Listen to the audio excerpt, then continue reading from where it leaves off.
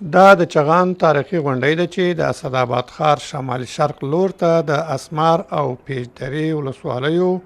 او د ښکتنۍ برخې رسا لوی سیند او پیج درې لنډي سیند د یوځای کېدو په برخه کې موقعیت لري. د چغان دا غونډۍ د پخوا زمانو راهیسې د یوې کلکې دفاعي کلا د کشف او ترصد لپاره ډیر مناسب محل ګڼل کیږي چې شاوخوا سیمې ترې ډېرې په اسانۍ سره تر کنټرول لاندې نیول کېدای شي.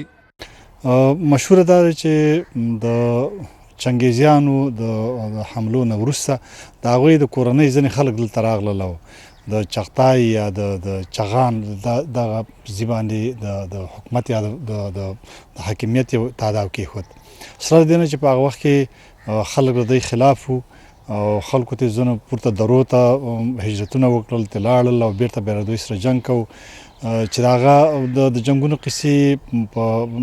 فولکلوریکو قصو کې ډېر زیات راغلي دي. پر صورت باندې دلته د چغان یوازې دا نه چې دغه د چنګیز د اولادې د حکومت خبره دلته ده، بلکې اصلي د دې قدامت ډېر پخوانی دی چې دا په هغه وخت کې چې دلته د بودا پرستش کېده. دلته یو لویه بتخانه وه په دغه د چغان په ځای کې چې اوس پیلن په هلته یو کلی آباد شوی دی.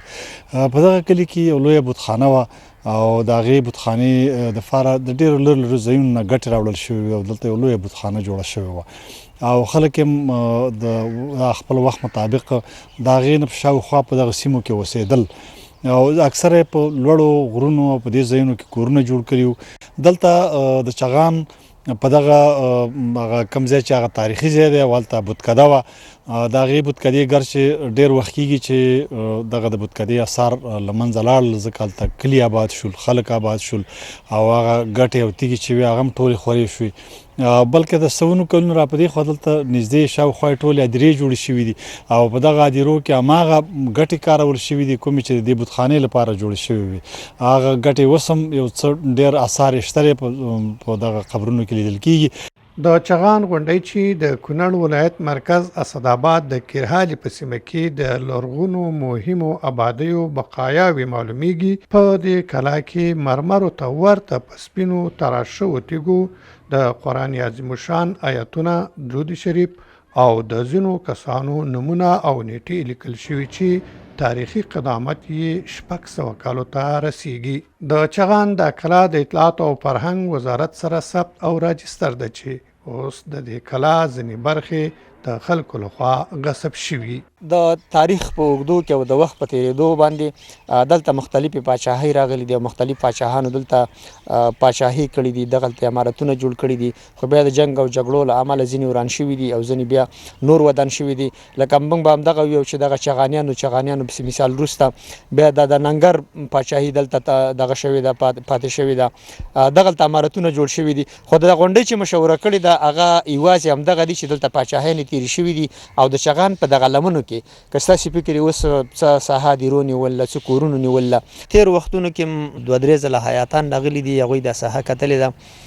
د امارت په وخت کې تقریبا داسې به و چې 1-2 میاشتې وړاندې هم حیاتان ډاله، هغه ما په شامیرکوټ غونډۍ باندې مو ګرځول. دلته چغان ته موږ حتی د چغان د دې سړک نه پیدا هم داسې وختل او ډېر تر هغه غرونه به تاسو به ویډیو راغستلي د ډېرې ساحې پورې موږ لاړو. دلته هغه لاره موږ وکتله چې داسې ویل کېږي چې ننګر باچا به په دغه لاره باندې کوزېدو او د لوی سیند نه به خپل خوراکي مواد او اوبه رادغه کولې. بیا هغه لور شیطاني وکړله او د هلاکو زامن چې پګل او بهرام و هغې دغه لاره بنده کړله، موږ دغه لاره پیدا نه کړله. بیا هغه د باستان شناسۍ او هغه کوم چې د عبیداتو متخصصینو امیر صاحبان هغه یې وویل چې دلته په الحال لپاره هغه عبیداتي او لرغوني آثار چې مثال موږ ورته وایو چې دا عبیدات دي، هغه ارزښت په دې غونډۍ کې نشته دی. دې غونډۍ ته چې یوازې ارزښت یې وربخلی دی هغه د وخت واکمنان دي چې واکمنان یې دلته راغلي دي او په دغه ځای باندې د پاچاهۍ دغه وخت پاچاهۍ ګیرې اچوله. مثال چغانیان، مثال ننګر باچا، همدارنګه د هلاکو زامن پګل او بهرام چې بیا د شاخیلو ته ورپورې وتل اول ته اوسېدل. خو همدغه پاچاهیانې چې په دې ځایونو باندې تېرې شوي دي او دغه غونډۍ په دې لمنو کې د قصرونه جوړ کړي چې دغه څه نښې خانې د سنگ مرمرو دي. ارزښت چې دی ارزښت ټول ورته همدغه ودانۍ ورکړی او دغه پاچاهۍ ورته ورکړی. په دې کې داسې ودانۍ اوس په الحال دپاره نشته دی زه نه پوهېږم دا لغونه اوسنی کونړ چې نړیوال صاحب رازقي لیکلی دی الله دې ورته عمر ورکړي په هغې کې هم دا خبره لکه داسې اظهار شوې نه ده چې دغلته دغه قصرونه ودانۍ شوې دا د چا په وخت کې ړنګې شولې دا ساحه چې دا خلکو نیولې ده بل نورو ساحو کې مړي دغه شوي دي ښخ شوي دي خو دغه ساحې هم داسې دي چې که هغه تعمیرات یې درلودل که یې قصرونه درلودل هغه قصرونه اوس ړنګ شوي دي اوس دا موږ نشو ویلی چې دغه هدیره په د قصرونو په ځای کې جوړه شوې ده دغه کور او کله چې خلکو جوړ کړی دی او دا ځمکې غصب کړي چې دا د قصرونو په ځای کې جوړ شوي دي که نه دا کومه ساحه ده دا کلا او محل هغه وخت د چغان په نامه ونومول شو چې دلته په دې سیمه کې د چغانیانو حکمراني وه او د چنګیز د اولادې د چغتایانو په وخت کې د دې ځای د تسمیې د وجې په نسبت دومره مستند نه ښکاري او امکان لري چې په چغسرای د دم کلي اړول به د چغتایانو په وخت کې ترسره شوي وي نه د چغان غونډۍ ځکه چغانیان له چغتایانو څخه بل څوک وو. محترم تړون صاحب د چغان تاریخي غونډۍ د خلکو د نوم سره ډیر زیات آشنا دي بلد دي شاعرانو هم ځینې وخت په شعرونو کې ستایلې ده لیکنې به هم پې شوي دا غونډۍ د کوم پلوه ډیر ارزښت پیدا کړی و او شهرت یې موندلی دی څوک پکې وو د کومه راغلي وو تقریبا څومره وخت به دلته پاتې شوي او ولې دا ځای انتخاب شوی د چغان غونډۍ خو دلته ډیره تاریخي سابقه لري او د چنګیزیانو نه مخکې دور ته د دوی تاریخ رسیږي په تاریخي روایاتو کې خو دلته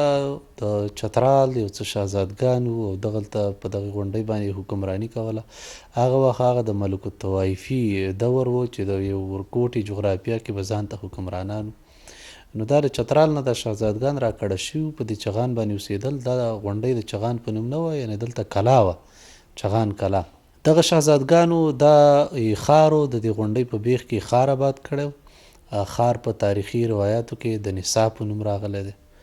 او دغه شهزادګانو ټولو نومونه معلوم نه دي ثابت نه دي تاریخ داسې دقیق نه دي راخیستي ولې د یو شهزاده نوم ذکر شوی دی د ننګرشاه په نوم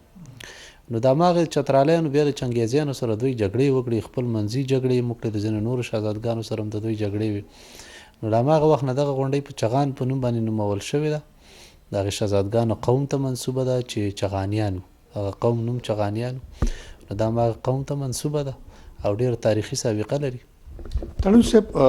داسې څه شته دی چې دغلته دغه شاهان یا دغه خلک چې د چترال نه راغلي دلته میشو څومره وخت دپاره دلته پاتې شوي باچایي کړې ده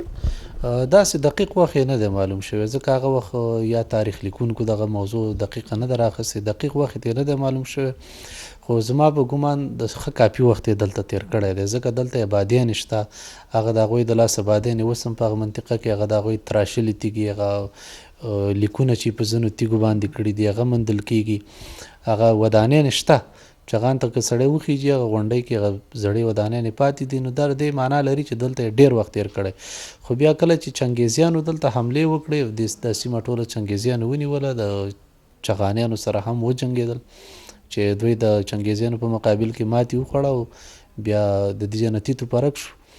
ولاړل نورو ساحو ته یوه کیسه داسې راځي چې د چغان لمر پرېواته طرف ته یعنې غرب طرف ته یو بل شاو ننګرشاه په نوم او دغلته یې ځان ته ورکوټې خارګوټې هم لره بیا چنګیزیانو په مقابل کې چې کله دوی ماتې وخوړه د ننګرهار ته کډه شه او د ننګرهار د نوم د تسمیې وجه د هماغه ننګرشاه د نوم نه ده چې هغه ننګرشاه نوم یې ده بیا ننګرهار ته چې لاړ هلته یو بل حکومت رامنځته که او د هغې ننګرهار باندې دغه شو وروسته ننګرهار شو هغې وخت کې دغه د ننګرشاه نوم تړون صاحب چغان تاریخي غونډۍ ده تر اوسه په ځانګړې توګه باندې په چغان په نوم باندې یا د چغان ته منسوب داسې څه شی لیکنې شته دی یا مثلا مجلې کتابونه ځانګړي څه شی شته ډېر څه ورباندې شته دی ځکه چې دا یوه تاریخي غونډۍ ده او ډیره حساسه غونډۍ ده او یو